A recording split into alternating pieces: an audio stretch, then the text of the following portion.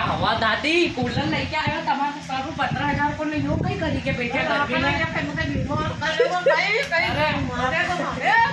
अरे तो कूलर इतनी दूर है हाँ मारे नहीं चले तो इतनी दूर है नहीं होनो मारे नहीं होनो तुम्हारे चक्कर में तो एसी भी नहीं लगवाई क्या नहीं लगाई तो मत लगाओ नहीं चाहिए तब लगाई लो तुम्हारा में तो हमारे घर में लगे तो कहीं करो हमारे घर तुम्हारा कमरा में लगाओ तो मैं तो आयाड़ी सोऊंगी मैं सोई जाऊँ एक कूलर में साल ओल्ड ही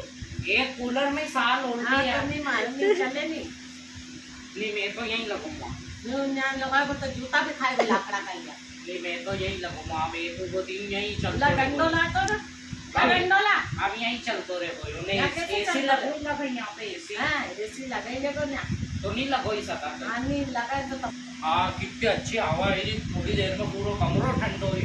होना फिर भी करी दिया दादाजी के तो कोई नहीं लगी रही ठंड हमारे भारी लगी रही है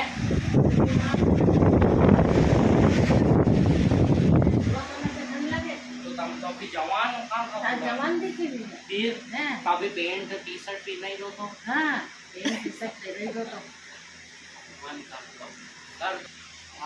दादी शिमला बनी गयो अब ऐसे चलतो रहे गयो अरे लकड़ा का जो मारे भी मोर जो मत तो कहीं करो